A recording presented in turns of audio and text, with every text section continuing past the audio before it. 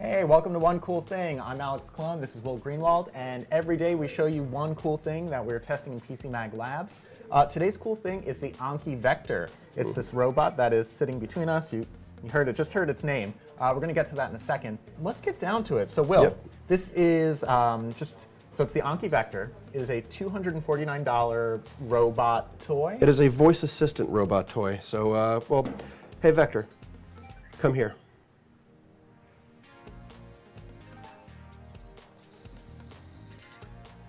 Hey Vector,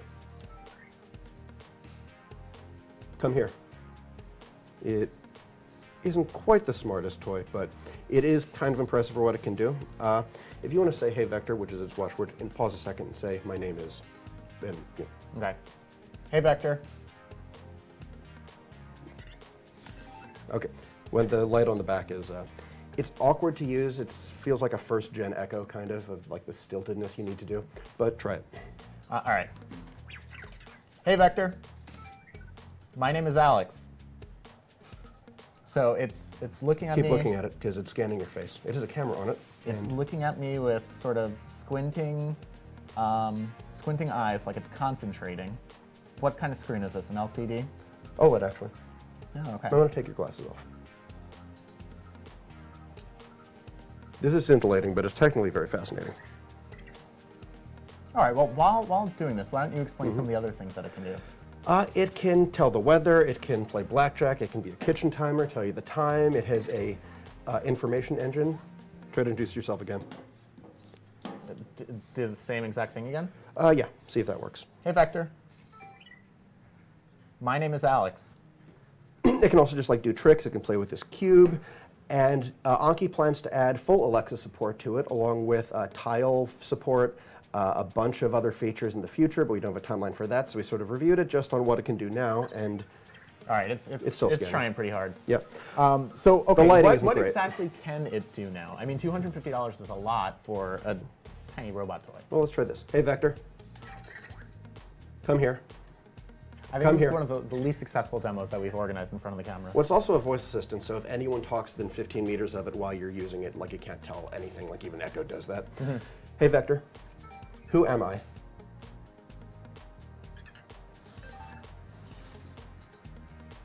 Okay, there's a problem with the lighting here.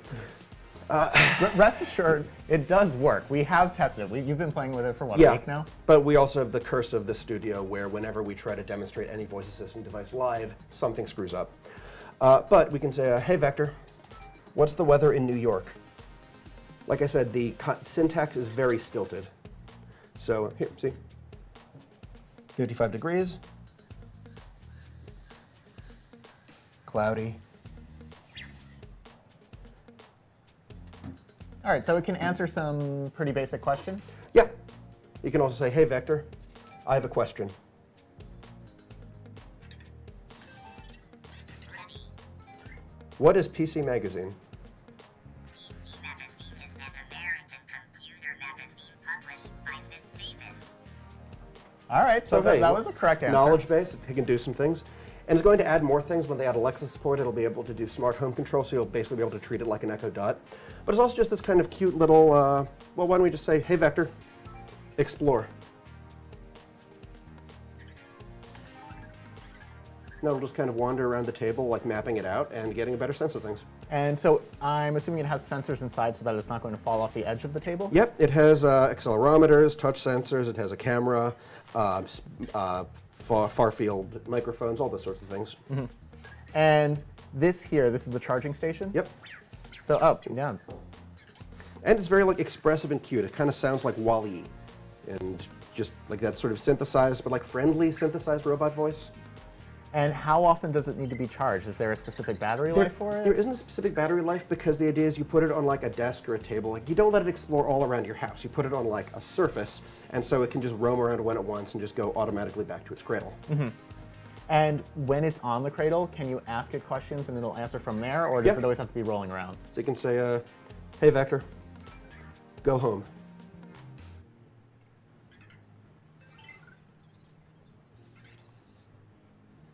And it actually knows where it is, and it will automatically go back into the cradle, hopefully, I think. Yeah, if you're used to like the years that Amazon has sort of perfected, or not perfected, but improved Alexa, or that Google has improved Google Assistant, this feels very stilted and awkward. But there's like, it's kind of adorable, and it can just like, it feels like there's a lot of room for it to build.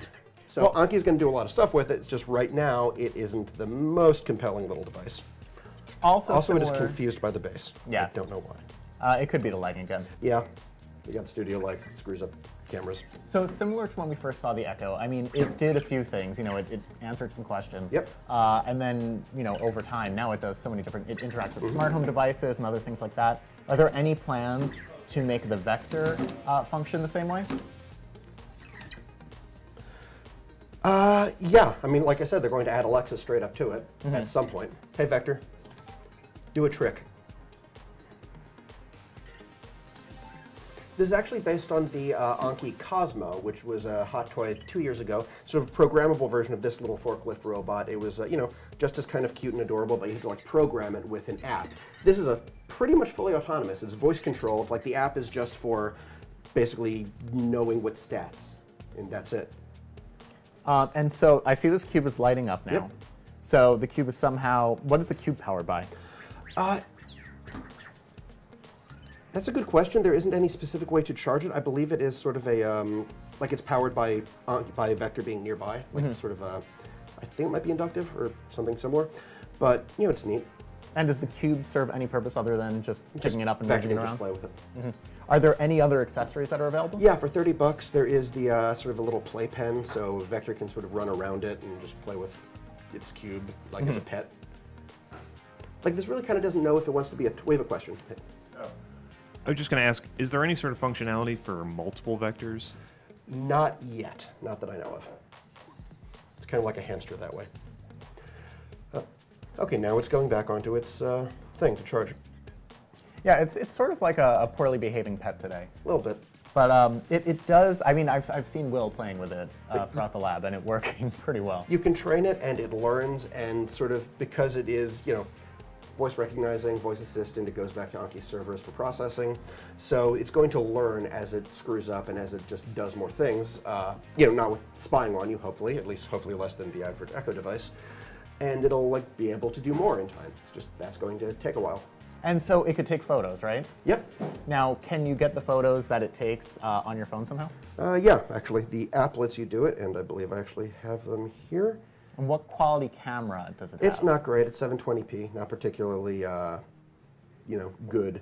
Like it's mostly used for just kind of recognizing people. Right, so you're not going to use it to actually scoot around taking photos that you want to keep. Nope. So, okay, pictures. Theoretically. Not great. 720p shot. And is that one of the photos that you just took in testing, or is that the photo that it actually used to recognize It's you in the first one place? of the photos I took in testing. Okay. So they haven't announced any sort of timeline for like when it would get certain features? Not or? a specific timeline. They plan to do Alexa first, but they're going to be adding a bunch of other things, including, I believe, tile support. So, like, you can use the tile app to find it, kind of as if there was a tile attached. And they're very ambitious with what it will be able to do, but right now it is a pretty, like, it feels like a first-gen voice assistant at best. And so, speaking of tile support and finding it, now it connects to your home network via Wi-Fi, right? Yep. So then, theoretically, as long as it's connected to Wi-Fi, you should be able to control it.